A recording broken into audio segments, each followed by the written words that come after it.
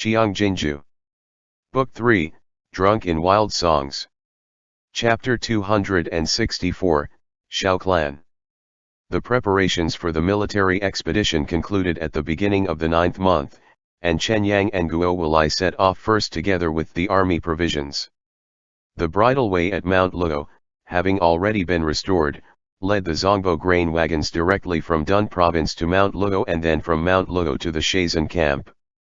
Large numbers of troops from the various camps were mobilized, with Zhou Qianqiu and Zhao Hui stationed at Shai and Sha'ir camps for defense. This time, Xiao Qiye took with him 90,000 elites from Libei. You are shouldering the army provisions alone this time. There were no traces of Xiao Jiming's illness to be seen from the way he was all neatly dressed in his regular robes. He looked far into the distance at Hanjian Mountains. When Aye returns in triumph, Libei shall have to give our proper thanks to Zongbo. Amuir has wild ambitions. If we don't wipe him out in one fell swoop, he will still stage a comeback again in the future, and when that time comes, Duan province will be the first to bear the brunt of his attacks. This punitive expedition is also for Zongbo's sake. Shenzhequan turned aside. Furthermore, the 10th month is when the common folks have the spare time to supplement their family expenses and when the 6 prefectures can focus on the construction of fortifications. Aye's deployment of troops now will not hold the commoners up from plowing the lands, at least not until the 3rd month next year. The caress of the wind sent Xiao Jiming's sleeves and robes fluttering, revealing the arm guards on both his wrists. He is already a chief commander now. Shenzhequan could often feel Xiao Qiye stroking his cheek every night. No matter what tasks the latter had, as long as it was unnecessary, Xiao Qiye would rather remain at home. He wanted all too much to gaze upon Lanzhou day and night. The sharp edge of a treasured sword comes from honing it. The expression in Shenzhequan's eyes was as complicated as he looked at Hanjian Mountains. My only concerns are the complex terrain and bad weather. The expedition will prove arduous beyond imagination. There's Lu Guangbai at the side to assist Aye. You don't have to worry too much. Xiao Jiming looked at Shenzhequan. I heard from Yazi that you were bedridden after the Battle of Duan province, having been badly injured. With the sudden decrease in the Libei armored cavalry now, all that's left to watch over Duan province is Wu Ziu, who is stationed in Mount Luo. If anything were to happen, you can only go to him for reinforcements. Of the 120,000 Libei armored cavalry, only 30,000 remained. Dying was a large territory, and the various camps did not have enough manpower remaining for defense. It was also quite laborious to mobilize and assemble the forces, so before Xiao Qiye returned, Shenzhequan only had the Dun province garrison troops, imperial cavalry, and 5,000 imperial army for self-defense. Shenzhequan's brows creased slightly into a frown as he asked, has De Gur heard rumors? When the noble clans interfered in state affairs in the past, they had the exceptional talents of Chu capital suppressed in places you can't see, and now, Xiao Jiming smiled at Shenzhequan, it's time for them to step forth and show their worth. Asterisk asterisk asterisk. Dripping the melting candle, Qiao Tianya drew out a rabbit from the edge of the candlestick. From time to time, he cast a glance at the inner chamber. Gao Zhongxiang was sitting in there, too. Yao Wenyu was always wielding his brush writing with fervor as of late. The time he spent sleeping grew increasingly shorter. Several times when Qiao Tianya lifted the hanging screen to enter, and all he could see was Yao Wenyu bent over the table until daybreak. The pages on the table were all a mess, although the bookshelves at the side grew increasingly packed. The reason the Imperial Academy assisted Shui Yanqing is that he removed the noble clans from office, Yao Wenyu said. The situation in the 10th month is still an unknown, but if Second Master's expedition goes smoothly, then by the 11th month, Chu capital will no doubt issue an official denunciation and call to arms. Gao Zhongxiang said, when the time comes, they will definitely make a big issue of Shen Wei's troops' defeat. That's right. Yao Wenyu dipped his brush in ink but did not put it to paper. The difficulty here lay in the fact that Shen Wei's military defeat was conclusive beyond doubt. So unless Shen Zequan was willing to twist the narrative and shove the responsibility for Shen Wei's crimes onto Hua Saiqian, he would have to suck up the denunciation in both words and writing, no matter how he refuted it. I spoke to Mr. Cheng Feng earlier about this matter, but made no headway. At this point, it was already the dead of night and all was silent. With his arm resting on the desk, Gao Zhongxiang sighed at Yao Wenyu. If Shen Wei were to be replaced with Ji Gang, we can claim that his lordship is Ji Gang Shifu's youngest son. Back then, when Duan province was attacked by the enemies, Yao Wenyu waved his hand and said, back then, Xiao Jiming rendered assistance to Duan province and personally verified his lordship's identity. The Jin Yue later went to Dun province to investigate it thoroughly. His lordship's name is on the Shen clan's family register. Besides, his lordship resembles his mother, and there will always be former acquaintances in Chu capital who still remember Bai Cha's charms. Then what can we do? Gao Zhongxiang asked. It will be off to a bad start for us when the denunciation is released and public sentiment gets whipped up to an all-time high. Several times, Yao Wenyu wanted to put brush to paper but he did not move. Ink dripped onto the paper. Let me think about it, he said. It was getting late now, and Gao Zhongxiang could not hold Yao Wenyu up from resting any further. He stood up and prepared to leave, but on seeing Yao Wenyu deep in silent thought, he advised, the cart will find its way round the hill when it gets there. Look at how unwilling the people of the 6 prefectures were to acknowledge his lordship initially, but they are now completely won over, aren't they? Clearly, there will be a solution to this matter. That's because his lordship defended the city gates. He was willing to undergo hardships together with the 6 prefectures. Yao Wenyu set down the brush. It's late. You should return early. It's not too late to discuss this again tomorrow. So, Gao Zhongxiang bowed and excused himself. The beaded curtain swayed gently. The candle in Xiao Tianya's hand was about to burn out. Seeing that Yao Wenyu remained fixed in place, he said, it's true that his lordship is a descendant of the Prince of Jianxing, but it's also true that his lordship has reclaimed the wastelands in the 6 prefectures and implemented the census registers. Drop after drop, the melted candle swallowed up the candlestick. He continued, as if offhandedly, however, the authenticity of the current emperor's origins is a different story altogether. The gears in Yao Wenyu's mind clicked in place. He turned his head over. The thing about playing Wiki, Xiao Tianya blew out the candle, is that you have to seize the advantage by making the first move. Asterisk asterisk asterisk. Chu capital was stiflingly hot in the 9th month. After being dismissed from court session, Sen Yu saw Chen Zhen at the entrance of the palace. He walked over and said in surprise and doubt, I don't usually see you around, and yet you're waiting for me here today. Is something the matter?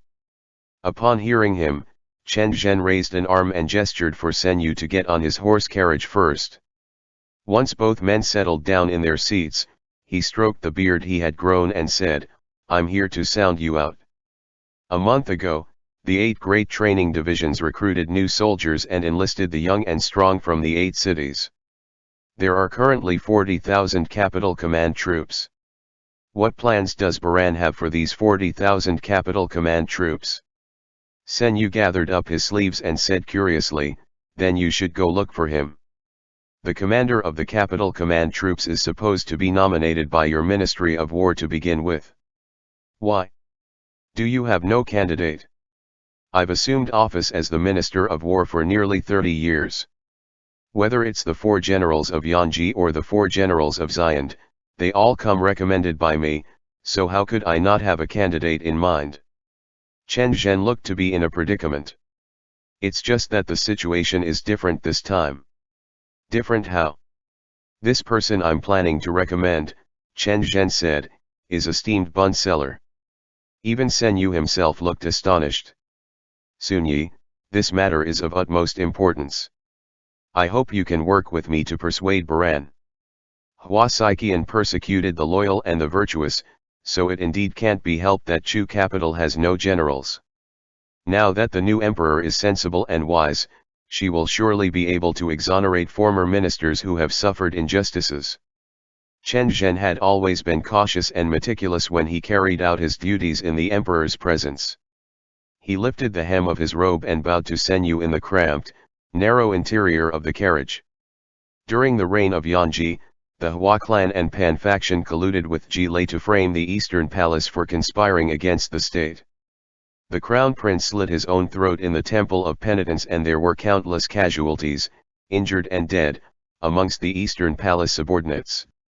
Former officials from the Ministry of War also had their entire families executed and properties confiscated for this reason. Wasn't that exactly the case for Xiao Changbi and Xiao Kanghai? The Empress Dowager is already dead. I fear even Her Majesty will have misgivings bringing up and overturning the verdict for the old Eastern Palace case. Moreover, no one from the Xiao and Xiao clans survived. What are you going to do? Sen Yu suddenly remembered something. Xingzi, don't tell me you. Xiao Changbi is my elder brother-in-law. Chen Zhen set his hands on both knees. His eyes, when raised, were pitch dark. When the family properties were sealed off for confiscation, I bribed a warden from the Ministry of Justice and had him hidden in Chu capital. The color drained from Sen Yu's face. He endured humiliation and dragged out an ignoble existence for 27 years, all just for this day. End chapter. Qiang Jin Jiu. Book 3, Drunk in Wild Songs. Chapter 265, Chengbi. Under the cover of night, Ji Qingqing went to the steamed bun stall that was on the way to the Temple of Penitence to buy buns. He stood before the stall and set aside a few coins from his palm. "Old sir, please give me 2 buns." The old man of the steamed bun stall had poor vision, as one eye of his eyes was blind. He turned his head aside slightly, as if trying his best to listen to what Ji Qingqing was saying. When Ji Qingqing was done, the old man lifted the lid of the steamed bun bamboo steamer and wrapped up the last 2 steamed buns with the oil paper before handing it over. "Thanks," Ji Qingqing said. The old man's voice was very hoarse as he said, "For an old customer. No charge." Ji Qingqing was in the midst of giving him the money when he froze in mid-action. He jerked his eyes up to stare at the other man. More than half of the lanterns on the streets had gone out, leaving only a lantern in the last throes of its life hanging a short distance away, casting a long oblique shadow from the side of the steamed bun stall. Back then, when Ji Qingqing was in Chu capital, he loved to come here to buy steamed buns as a treat to his fellow comrades. It wasn't that the steamed buns here were delicious, but because he could head directly to the Temple of Penitence from here. He had grown himself a short beard stubble now, and was no longer as delicate and clean-cut as he had been before. Most of all, he carried himself differently, no different from the common merchants, but this blind old man could still tell who he was. "Oh, you remember me?" Ji Qingqing looked as if he was asking offhandedly. Holding the steamed bun steamer in his arms, the old man hobbled as he was a cripple as well.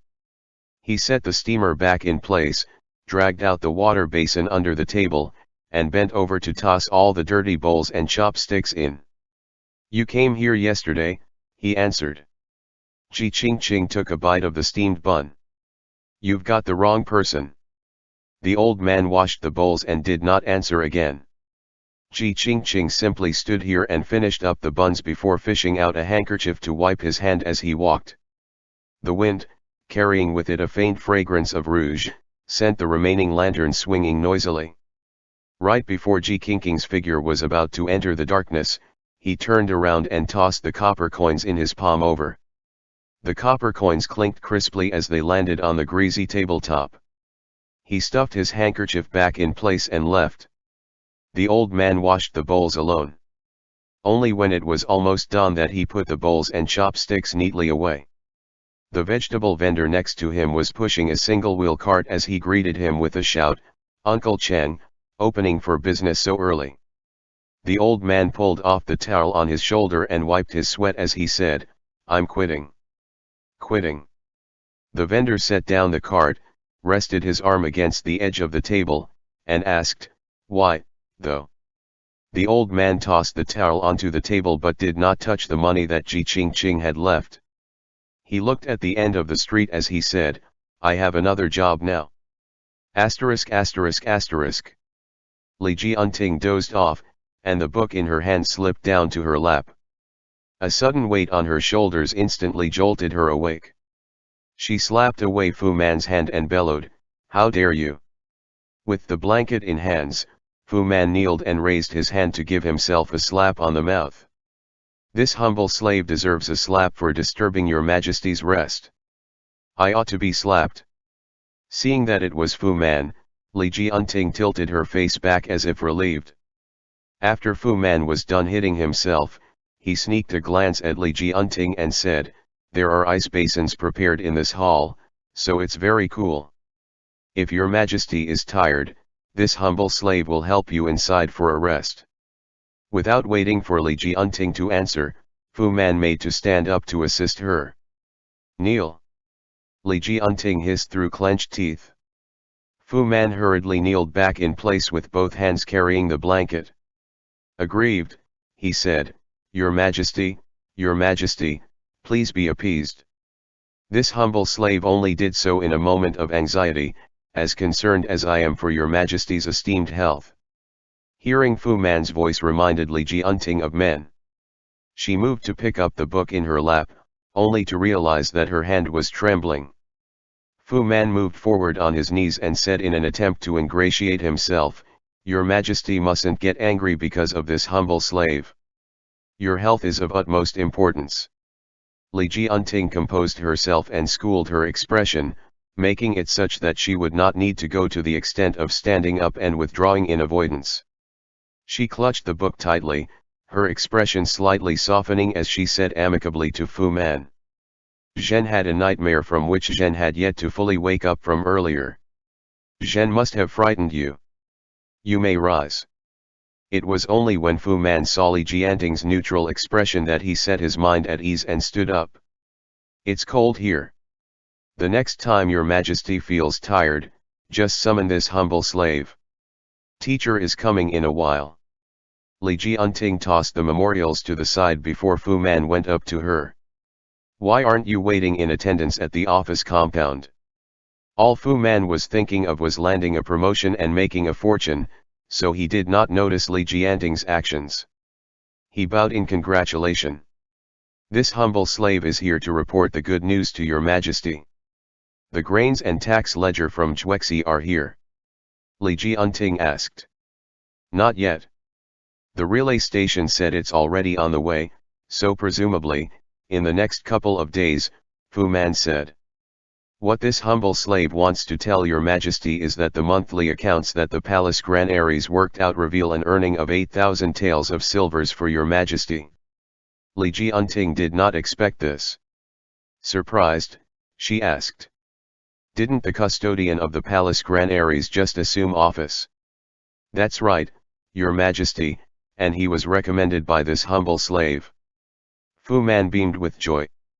"He's His Excellency Xue Zhiyi, who formerly held a post in the Ministry of Revenue. Xue Zhiyi's eldest brother." The expression in Li Jianting's eyes grew slightly darker. "If you ask me, the work His Excellency Xue did in the past was really a waste of his talents," Fu Man said. "He has only just assumed office and already, he knows to tap new sources of income and reduce expenses. He even keeps the officials and merchants from the other regions who enter the capital in line." "How so?" "Your Majesty, anyone who brings goods into the capital has to pay taxes." Fu Man bowed over to whisper to Li Jianting. "This account is not an easy one to collect. There are too many dishonest people defaulting on their taxes. But as it turns out, Excellency Xue has a way to deal with them. He not only collected all the debts but also made arrangements to bring in a number of rarities into the palace. The custodian of Palace Granaries managed the tributes that the various regions sent to Chu capital every month. Half of the fruits and vegetables that the emperor in the palace ate came from here, and the custodian had to deal with the various merchants and local officials. The tax that Qiang paid when he entered the capital went here, too. The palace granary was not high of rank, and the tax collectors under it were all minor functionaries who had close dealings with the eunuchs. Over time, the eunuchs came to have the final say in matters. This much? Li Jianting asked. This is still too little. Fu Man worked it out for Li Jianting as he counted with his fingers. Leaving the merchants from the 8 cities aside for the time being. The merchants from the 13 cities of Juexi and He province are practically swimming in money, Your Majesty. Now that the rebels are running amok, these opportunistic merchants are heading over to Zongbo to do business, where they no longer need to be such a stickler for the rules of etiquette and the distinction between social ranks. They are even more extravagant with their food and clothes than the officials from the capital. These people bear to spend money on themselves, but they begrudge handing money to the imperial court. They need someone to teach them a proper lesson and put them in their places. Shuepingjing is that impressive? Li Jianting feigned ignorance. Zhen never heard of it before. That's because he was not put to appropriate use in the past. Fu Man flattered, it's all thanks to Your Majesty's discerning eye for talents. Li Jianting saw Feng Quan passing by the window and so knew that Kong Qiu was here. Thus, she said quietly to Fu Man, you did well on this matter. Zhen shall meet him some other day. Fu Man visibly beamed with pleasure as he retreated with the blanket in hand. When he stepped out, he only bowed to Kong Qiu while giving Feng Quan a slight nod. Outside, Feng Quan respectfully announced, Your Majesty, the Grand Secretary is here. Ji Gang rested his head against the rattan chair and slumbered in the courtyard. Xiao Sun and Ji Ran leaned over the sides of the rattan chair, stealthily drawing a mustache on Ji Gang's face with a brush. An Atab Ha, Ji Ran whispered. A big tiger. Grandpa is mighty and the tiger is the mightiest. Xiao Sun gave the mustache uplifted corners. Feeling his nose itch, Ji Gang let loose an earth-shattering sneeze, and the 2 children immediately hid behind the rattan chair. Not at all anxious to wipe his face, Ji Gang lifted Xiao Sun by the back of his collar and feigned anger as he pinched his own real mustache. Disrupting my sweet dream. Watch how I deal with you both. Xiao Sun thought Ji Gang was going to hit him and hurriedly covered his head with his arms. Unexpectedly, Ji Gang raised him high and nuzzled his mustache that seemed to be dipped in ink against Xiao Sun's cheek, smearing it all black. When Huo Lingyun entered, he saw Xiao Sun and Ji Ran were running wild around the rattan chair. He made his way under the eaves along the long walkway, where Fei Shen was watching the boisterous scene with his arms folded. Look at the heir apparent, he said to Huo Lingyun. He was so fair and clean when he came. Huo Lingyun nodded to acknowledge the sight and asked, is the advisor inside the room? It was then that Fei Shen retracted his gaze to look at Huo Lingyun.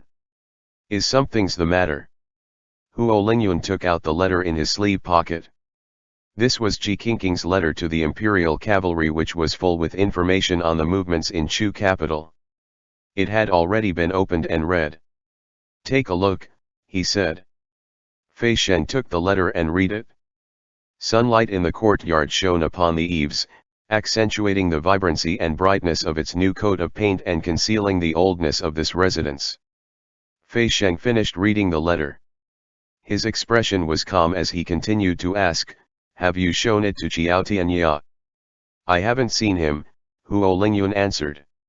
He led Squad 3 out of the city first thing in the morning. Hold on.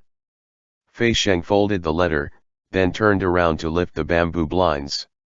Once he entered, he bowed and reported, Master, Ji Qingqing's letter is here.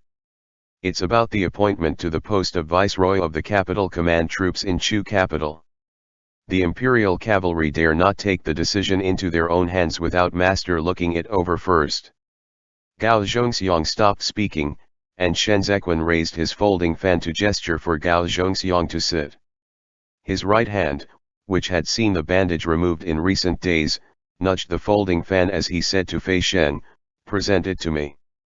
Fei Sheng opened the letter and set it down beside Shen Zequin's hand.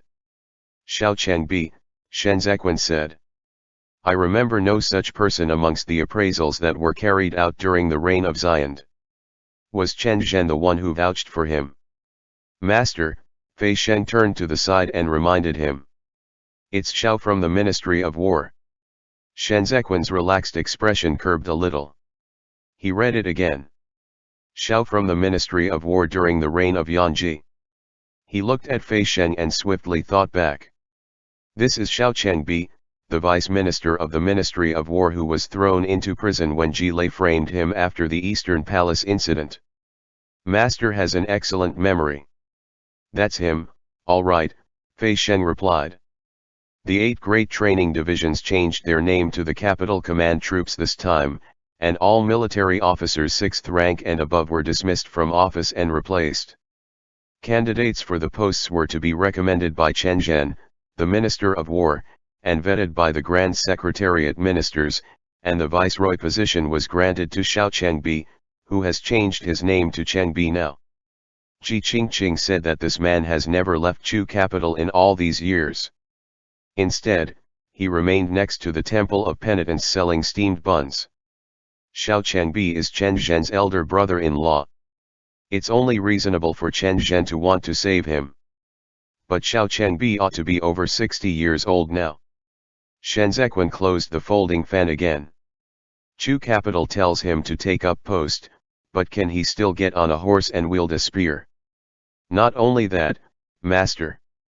To pull the wool over others' eyes, he muted himself with poison and even blinded himself in one eye, Fei Sheng said. As the Minister of War, Chen Zhen had a stable of able generals to recommend. This person was just like Sen Yu, they were both Bo Le with a discerning eye for talents. However, Chu capital was at its most critical period now. Did he give the position of Viceroy of the Capital Command Troops to the aged Xiao Changbi because Chu capital indeed had no general to choose from, or because Xiao Changbi indeed had the capabilities to speak of? By using a former minister, Zhou Gui looked at Shen Zequin.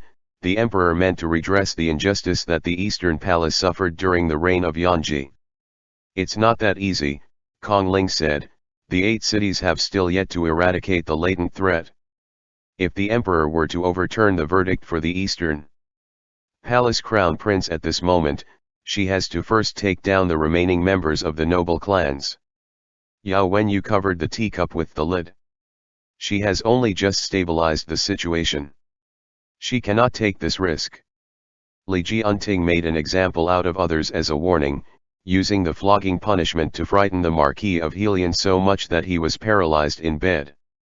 The other clans, too, immediately made up for part of their arrears in field taxes of their own initiative. Chu capital had just gotten a breather and was now sparing some energy to rebuild the capital command troops. If Li Jianting were to overturn the case at this moment, it would only prove to be detrimental to Chu capital. The old case of the Eastern Palace implicates countless officials.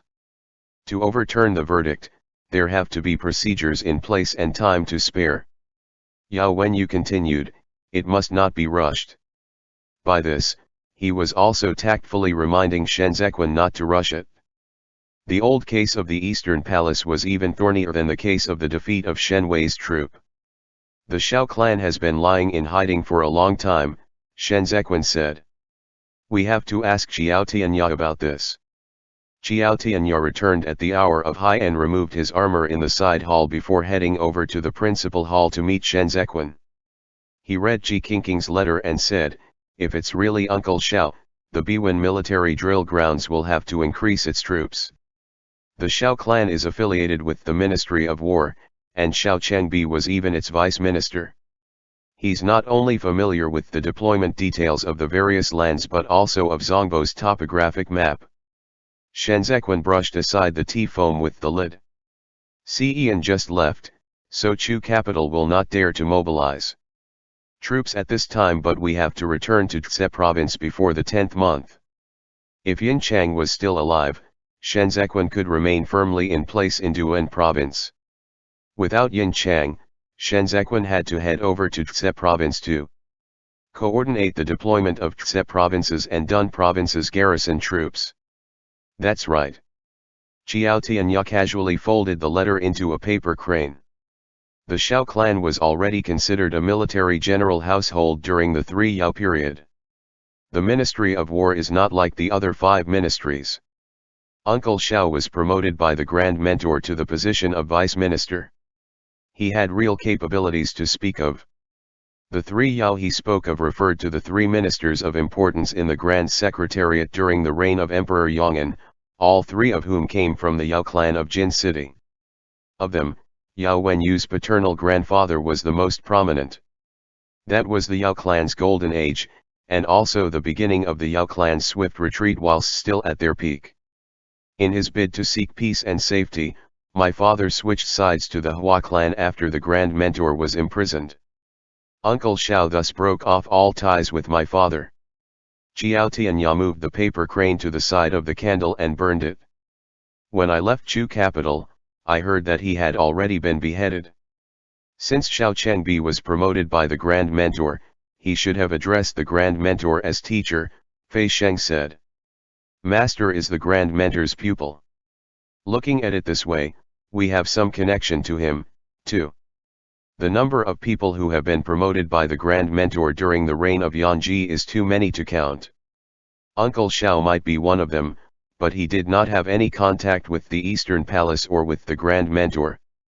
Besides, the Shao clan had a criminal charge slapped on them because of the Li clan, so naturally, it should also be the Li clan who should redress the injustice that they suffered. Qiao Tianya wiped away the soot on his hands.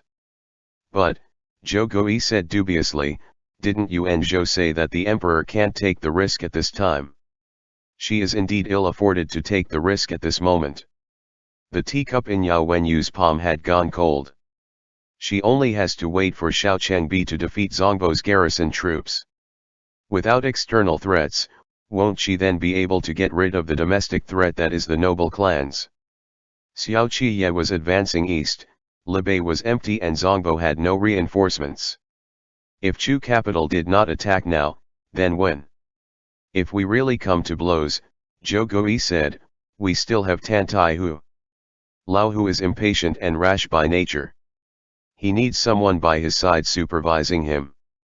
Shen Zequan perked up. Fei Sheng, give Shifu a heads up. We are heading back to Tse province. End chapter. Qiang Jin Jiu. Book 3, Drunk in Wild Songs. Chapter 266, Yujing. Tan Taihu stood with his hand on his blade and listened as the messenger soldier finished his report, then nodded his head and turned around to enter the military tent. A few Dun province soldiers were inside smoking the pipe, and they were all Tan Taihu's trusted subordinates. His lordship has orders, one of them asked, but why is the general unhappy? Stop smoking the damn pipe now. It's fouling up the air. Tan Taihu took off his blade. His lordship wants me to mobilize troops to the Biwen military drill grounds. The few soldiers did not dare to mess around when they saw Tan Taihu's dour expression and quickly snuffed out the pipe. The young man with the brittle, yellow hair who spoke earlier was called Lu Kong, who had been recruited from Fan province. He was a smooth talker, which was how he got into Tan Taihu's good graces and ended up following at Tan Taihu's side. Lu Kong lifted the tent flap open to disperse the smell and walked over to Tan Taihu's side. With a grin, he said, his lordship's willingness to use the general means that he did not take Wang Xian's words to heart. He still believes the general. Of course his lordship believes me. Tan Taihu set the blade on the table with a clang. So why is the general still angry? His lordship is sending Yu Xiaoze over to supervise the army. He's already on the way and should be able to arrive the day after tomorrow. The blade scar on Tan Taihu's face twitched uncomfortably. Second master never had this rule before. The general is the second master's trusted aide. Lu Kong reined in his merry expression. Not quite the same as his lordship. On hearing this, Tan Taihu's expression turned even more grave. After Xiao Qiye reprimanded him, he apologized to Shenzhen in Duan province and even subsidized the Yamen's public funds upon his return to Dun province. If there was no war at the start of spring next year, his soldiers had to help the Dun province's Yamen till the land. This was no big deal, but he could not forget that day. He was always worrying that Shenzhen would disdain him because of this incident and stop using him in the future.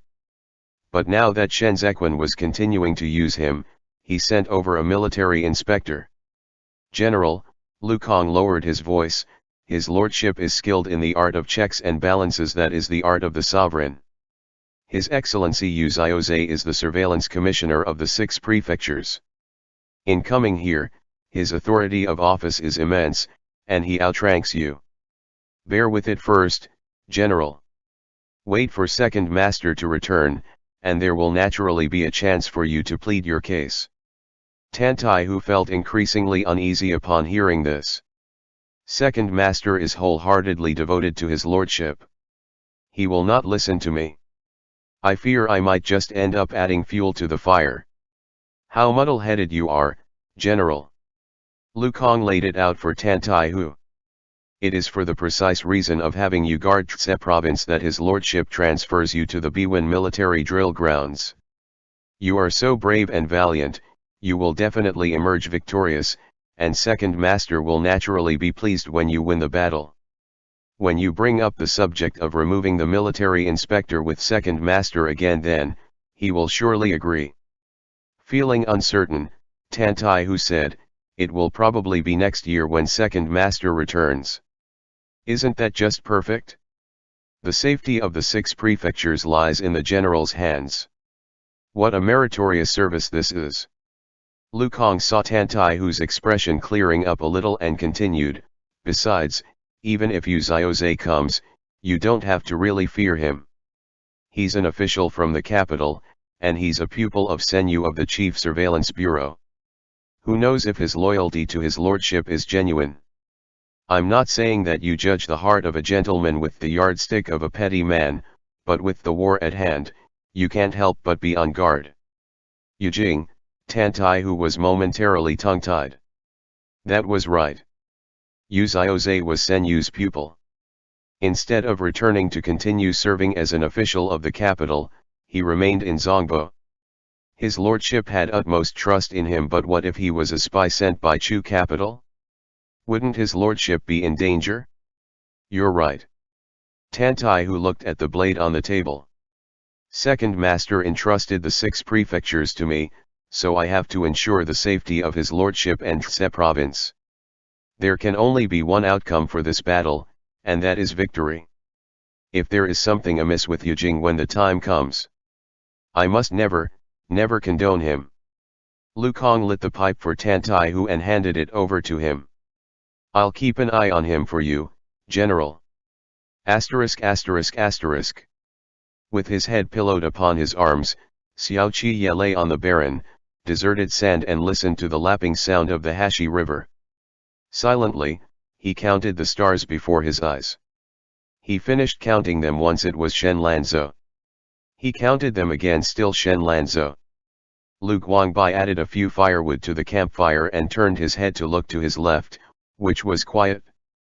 Did you bring along the warriors from the Huiyan tribe to negotiate with Amuer's 6 tribes? There's no negotiation to be had with Amuer. Xiao Qiye cast a glance at Lu Guangbai. Second master is now invincible. If there's to be any negotiation, he's the one who should come to me. You haven't grown taller, Lu Guangbai said, but you've gotten a lot more arrogant with your manner of speech. Grow any taller, and I'll be towering into the sky. Xiao Qiye heaved a long sigh. I'm already tall enough. The scout said that the Liaoying tribe stationed near Getal has also withdrawn. Lu Guangbai picked up a sweet potato among the embers. Amuer is planning to concentrate his troops deep in the desert to deal with us. Right. Catching a whiff of the sweet potatoes, Xiao Qiye abruptly sat up. Heedless of the scalding heat, he picked out a nice-looking one. Amuer focused his entire army on Hassan as its core. Now that Hassan is dead, how would the rest of the tribes still be willing to fight battles for him in the warring zone? Evidently, military grains pose a headache to everyone, Lu Guangbai said. Without Hassan, the Hulu tribe has to make plans for themselves. Even if they don't submit to Amu'er, they can return to the banks of Lake Chidi to continue with their lives. I haven't eaten yet, man. In order to compete with that last sweet potato with Lu Guangbai, Xiao Qi ate too fast. It was so scalding hot that both of them were huffing. It's all the same with or without the Hulu tribe. Xiao Qi sucked in a light breath. The oasis of the Hulu tribe can't afford to feed Amu'er's troops from the 6 tribes. Why else would he be farming in Geedal? He means to have a quick battle as soon as Zongbo's supply transportation route is severed. Same goes for mobilizing troops. Lu Guangbai propped both hands on his knees, unable to bear the scalding heat. His tongue felt numb. This is way too scalding. Chen Yang came over, carrying the water bags in his hands. Seeing that there were no more sweet potatoes in the fire, he tossed the water bags to them.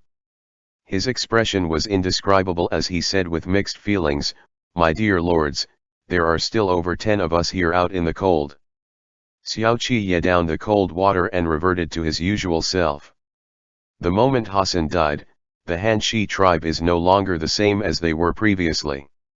If Amu'er wants to regain his reputation, he has to win battles to prove himself to the other tribes. He wants to be the great ruler of the desert, but so do the others.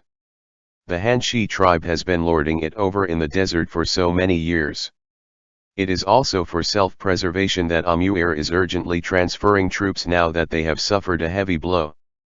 Lu Guangbai laughed in understanding. You meant to have the Huiyan tribe negotiate with the rest of the tribes with the intention of cutting off Amu'er's external assistance while he is amassing his forces. You want to join forces with the other tribes to encircle and annihilate him. The Huiyan tribe has been benefiting from the mutual trade market all these years. Xiao Qi sealed the water bag tight. They are no longer a small tribe. Holding his own water bag, Lu Guangbai watched the boundless expanse of wilderness together with Xiao Qi. The sounds of waves from the Hashi River roared incessantly. This was the echo of the lands throughout the ages. Once this battle is over, Lu Guangbai said, I'll return to Qidong. What? Xiao Qi said with a laugh. Too used to eating the sands of Biancha. Lu Guangbai nodded, as if it was really the case. The sands of your Libay are mixed with mud. It's like drinking gruel. Having said that, both men looked aside at each other and promptly burst out into laughter. Lu Guangbai drank a mouthful of water. I admired your father the most in my youth. Every time I saw him, I always wanted to go over to your Libay and become a Libay armored cavalry. A pity my brothers at home all died later. My father was already an old man at that time, and yet, he was still rolling and crawling around in the sand. Other than me, there was no one else willing to remain in the Bianjun commandery. Xiao Qi bent his long legs to prop his arms up on them. If it were me, I'd have long run away. I really had that thought. Every time Chu capital refused to give us grains, I'd think of running. During the 4th year of Zayand, when we entered the capital, the emperor made me kneel at the entrance. At that time, I thought, damn it, if this goes on, I will become a second Shen Wei. Lu Guangbai sighed deeply. Who knew I'd really run for real in the end? Remembering this incident, Xiao Qi looked at Lu Guangbai. At that time, Secretariat Elder Hai transferred grains to cope with the emergency, but the grains that Chu capital gave the Bianjun commandery were all moldy grains. Lanzhou and I can't figure it out. We thought Shueziaozuo was the culprit, but the more we thought about it later, the more puzzling it felt to us. I can't figure it out either. Lu Guangbai set down the water bag. He forced Libei into revolting. There was no reason for him to force the Bianjun commandery into revolting, too. If the Scorpion has the ability to swap out the grains, Xiao Qi said, you must have come across them before. I haven't met that many officials in Chu capital, Lu Guangbai said. On the other hand, I've met a bunch of eunuchs. Both men fell silent for a moment after he was done speaking. Lu Guangbai jolted to his feet, and the water bag fell onto the ground. The army inspecting eunuch. Asterisk asterisk asterisk. Xue Zhiyi reclined in the Taishi chair. There were people beside him doing the accounting. He only had to sit and watch the entire process, and he would have been considered to have done his job. He rotated a pair of glass spheres in his hand. This was an exquisite little plaything he had just obtained, a tribute that the merchants specially offered to him. Soliciting help from potential backers. Xue Zhiyi said. Then why are you hiding in the back? Come over and make yourself clear. Which yamen do you want to work in? The eyes of the beardless man with head covering swiveled around. He moved in closer to Xue Zhiyi and covered his nose and mouth to whisper, I'd like to implore your excellency to pass a message to the Laozuzong. Upon hearing this voice, Xue Zhiyi asked, Are you a eunuch, too? The man started acting self-consciously and hemmed and hawed. Yes. Xue Zhiyi straightened up a little and had the people around him withdraw. He scrutinized the man with suspicion. Stop covering yourself up. You have to let me see what you look like. If you look ugly as sin, however, a renegotiation will be in order.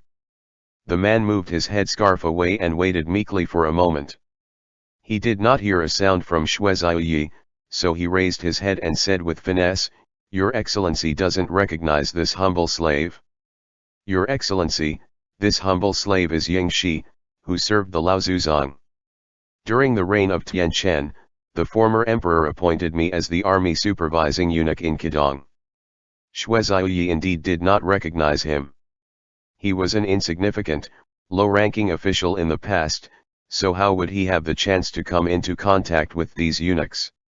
Thus, he hedged his way through, Oh yes, yes.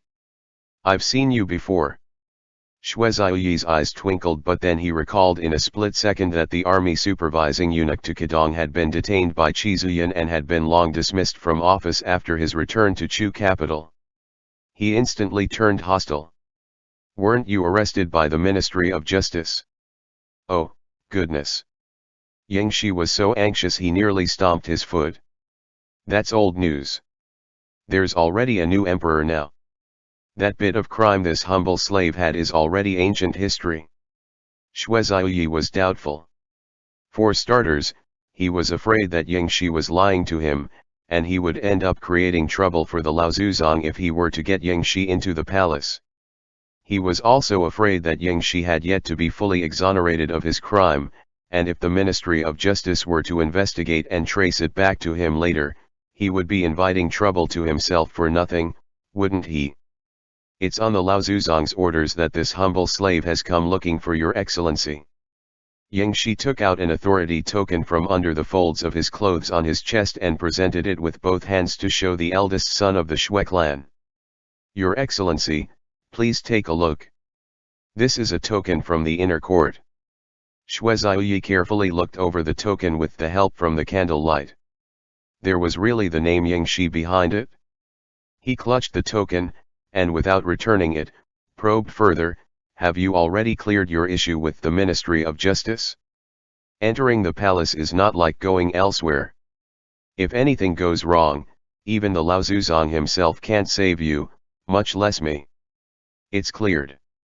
Fearing he would not believe him, Ying Shi continued, Can the person the Laozuzong recommended be fake? If so, this humble slave would not be standing before your excellency.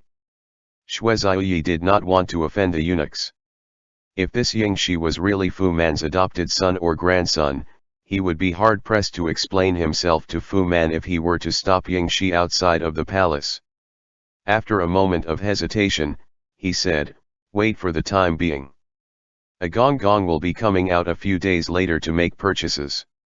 He will be coming to our palace granary to select seasonal vegetables. If it's convenient then, you can follow him in. Delighted, Ying Shi nodded repeatedly. Feeling uneasy, Xue Zhiyi pressed, This is the Laozuzong's arrangement. Rest assured, Your Excellency. Ying Shi stuffed a bag of gold into young Master Shui's hands. This humble slave is clean. I guarantee I won't give you or the Lao Zuzong any trouble. Asterisk asterisk asterisk. A drizzle descended upon Dun province a few days later. Rain pelted against the green leaves, drenching the stone slabs on the bridleway, until they turned a shade darker. Tan Tai Hu waited at the entrance for a long while with Lu Kong holding up an umbrella for him. He bristled in irritation. They said this morning he'd be here soon, why isn't he here yet? Perhaps there was a delay on the way. Lu Kong craned his neck to look around and saw a horse carriage coming their way through the rain. General, His Excellency Yu is here. Drenched by the rain, the horse's mane was dripping wet. It stopped in front of Tan Tai Hu and shook its mane. Tan Tai Hu raised a hand to pat the horse on its neck, then said to the carriage driver, "It's been a long journey. Lead the horse to the stable later and give it a good treat." As he spoke, he suddenly saw the curtains of the carriage lift slightly. Yu Xiaozhe poked his face out and held his hands out together in greetings towards Tan Tai Hu. "We are all well acquainted. There is no need for such pretentious greetings." Tan Tai Hu glanced into the carriage as he spoke. Wang Xian didn't come. His lordship has returned to Tse province, and Duan province still has to supply grains to second master. Someone has to be present to keep an eye on it, so he stayed behind in Duan province. Yu Xiaozhe got off the carriage, and the soldier by the side moved to hold up an umbrella for him. He took it over and held it up himself, shielding Tan Tai Hu as both of them walked in together. "You are a general of Dun province, and he is the treasurer of the 6 prefectures," Yu Xiaozhe said. "Lao Hu, you can afford to offend anyone but not the money keeper." As the rain drummed noisily against the oil paper umbrella, Tan Tai Hu said, "How would I dare offend him? When he comes to my Dun province in the future, I will deploy a procession of troops 10 li long to welcome him and ensure that I speak to him with utmost gentleness." Yu Xiaozhe knew he was still sulking, so he said in persuasion, "Lao Hu, please don't think that we make little of military officers. That's bad practices was all in Chu capital. Now that the 6 prefectures are stabilized, all the various departments have to go by the book. Let me speak out of turn to say a word to you. When it comes to the military grains preparations, you are too easily blinded by your own concern for the matter. You take the military grains into consideration because of your loyalty to second master. No one would bear to reproach you had it been anyone else, but since his lordship clearly designated Brother Minchin to handle it, the rain drenched Yu Xiaozhe's sleeve. He swapped over to the other hand and turned around to continue, "That means it's a legitimate assignment that he has been appointed to carry out. You asked him on the court of the Yamen, but how can he answer you there? The grains and land tax ledgers are confidential Yamen documents. You can't lay them out in the open for a discussion." Tan Tai Hu could tell that Yu Xiaozhe was here to play peacemaker in an attempt to clear the air between him and Wang Xian. Not that he had to keep dwelling on this matter, he just felt that what Wang Xian did to be unethical. Couldn't Wang Xian just say something in Dun province itself? He was still acting all affable when he left, but then he turned around and lodged a complaint about him to his lordship. Brother Minchin is an official from the capital. He's new here, and there will inevitably be some people who can't accept him. Yu Xiaozhe spoke effusively. Your second master's trusted aide, so he naturally does not dare to contradict you on the spot. He simply spoke the truth to his lordship. He has rendered meritorious service in making preparations for the military provisions, and he is well versed in economics and governmental affairs. His lordship will most certainly put him with military administration. You are bound to run into each other often in the future. After all, when you mobilize troops in the future, you will have to discuss military provisions and military expenses with him. It's inadvisable to let the situation deteriorate to the point that it ends in a deadlock. Yu Xiaozhe had a point, but his words left a bad taste in Tan Tai Hu's mouth. Yu Xiaozhe was clearly speaking up for Wang Xian for the unfair treatment the latter had received. It had not been easy for Wang Minchin, given that he was new here, but did that meant that Tan Taihu deserved to suffer such humiliation? Just thinking about the grains and land tax ledger incident really made him fume. Wang Xian did not say a single word to him before he left, and no one in the Dun province Yamen mentioned the public funds when he rewarded the garrison troops with a feast. He finally realized in hindsight that the Dun province Yamen was using Wang Xian to sideline him. Yu Xiaozhe understood it, too. The Dun province Yamen did not dare to stir up trouble with Tan Taihu head-on, so they kept humoring him. Tan Taihu was the commanding general of Dun province, yet he had not even seen Dun province's grains and land tax ledger. This was the Yamen official setting him up for a fall, wasn't it? He was suffering in silence, unable to voice his grievances before Shen Zequan and Xiao Qi yet. His reprehensible deed in setting up that ostentatious feast, too, had mortally embarrassed him. But these were extraordinary times, and it was inadvisable to delve further into this matter. Yu Xiaozhe handed the umbrella into Tan Taihu's hand and spoke in all earnestness, "Lao Hu, you are straightforward by nature, and you only know how to advance but not retreat, so you will inevitably be on the losing end in matters like this.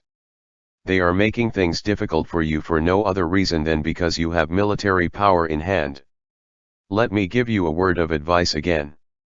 If you have no intention of being an official of the Yamen, then don't mess with them in these waters. You have illustrious military merits to your name, so his lordship will not let you suffer a genuine grievance. Do you think his lordship can't see what is going on this time?" Second master flew into such a rage, but his lordship still let you return to Dun province unpunished. Is he not backing you up by that? His lordship is giving them a good rap on the head on your behalf. Don't you go getting into a sulk with his lordship. Acknowledge your mistakes with respect and humility, and make up for the public funds in all conscientiousness. As long as you're willing to write a letter to bury the hatchet with Brother Minchin, I guarantee you that his lordship will reward you within half a month. Was it so easy to be an official of the capital? Those who said being officials of the capital was a cushy job had all been deceived by rumors in the streets. Any official who could gain a foothold in Chu capital, regardless of seniority and family background, were all figures who had been through the period during the reign of Yanji and Xiand when the Hua clan and Pan faction interfered in state affairs. They were discerning men who knew best to adapt to current circumstances. Yu Xiaozhe was of humble origins. When the noble clans were in power, he worked in the localities, where he dealt with all sorts of local lowlifes. His appraisals were all outstanding. Sen Yu had promoted so many pupils, but only Yu Xiaozhe could repeatedly undertake heavy responsibilities. His words to Tan Taihu were all heartfelt. Tan Taihu's lips moved soundlessly, his anger all but choked in his throat. Seeing Tan Taihu's gloomy expression, Yu Xiaozhe knew he could still not swallow this anger. Hitting on an idea, he said, "If you could humble yourself to make peace with Brother Minchin, you'd be shutting up the other's mouth, wouldn't you? They ridicule you for being an ignorant and illiterate person like General Lu Meng from the southern state of Wu, so don't let them get their way and show them what you are made of." Tan Taihu was impatient by nature, so it would not do to provoke him. However, he was simple-minded and bore no ill will. Once he was enlightened, he would be willing to do as advised. He tightened his grip on the umbrella and said in a rough voice, "Second master disciplined me, and I know where my mistake lies. I shouldn't have held the banquet as I did, and I definitely have to make up for the public funds. I've even kowtowed back in Duan province, so apologizing to Wang Minchin is no big deal." He raised an arm to rub his scar. "I'll write a letter to Wang Xian tonight." There were many puddles on the ground, and the clamor of the rain was so noisy Lu Kong could not hear their conversation. He held up the umbrella but was unable to get too close. All he could do was follow them the entire way. Fortunately, it was not a long journey to make. Before he could keep away the umbrella upon arrival at the camp, Tan Taihu sent him off to prepare the pot. "It's cold, and the journey is arduous. You and I still have to leave again for Chse province tomorrow. Tan Taihu removed his outer robe and rolled up his sleeves. Let's have hot pot tonight to warm ourselves up. Lu Kong, go get those rabbits I've hunted ready. Yu Jing and I will have them with wine. Lu Kong acknowledged his orders. With deft moves, he helped Yu Xiaozhe to remove his outer robe and hang it up on the small clothes rack inside the tent. Rubbing his hands, Yu Xiaozhe surveyed the tent and said cheekily to Tan Taihu, "This living quarter of yours is a tad too simple, isn't it?" I thought. Lu Kong retreated to the door and let down the tent flap, blocking out Yu Xiaozhe's voice. Asterisk asterisk asterisk. The roads were wet and slippery on rainy days, and the bridleway was bumpy. Shen Zequan was initially playing Wiki with Yao Wenyu, but midway through the game, he got so dizzy he felt terrible. Fei Shen lifted the screen of the carriage a little, and it was only after he leaned against the window that he regained his composure. Yu Jing is quick-witted and resourceful. Yao Wenyu looked at the rain. He's witty with his words, and he doesn't put on airs. There is no better person than him to supervise the army. Your lordship had made the right choice in sending him over. Yu Jing can provide amusement when time permits, but he will never err when it comes to what's crucial. Shen Zequan had broken out in a bit of a cold sweat as he leaned against a soft pillow. He doesn't speak outright in black and white terms as Zhou Gui does. He's more diplomatic. Yao Wenyu gathered up his sleeves to put away the Wiki pieces. Shen Zequan listened to the damp and dense sound of the rain by the window, still pinching a Wiki piece between his fingertips as he tapped it against the edge of the table in tandem with the sound of the rain. After a while, he said, "Water that is too clean has no fish, but it's also vexing when it's too murky." End chapter.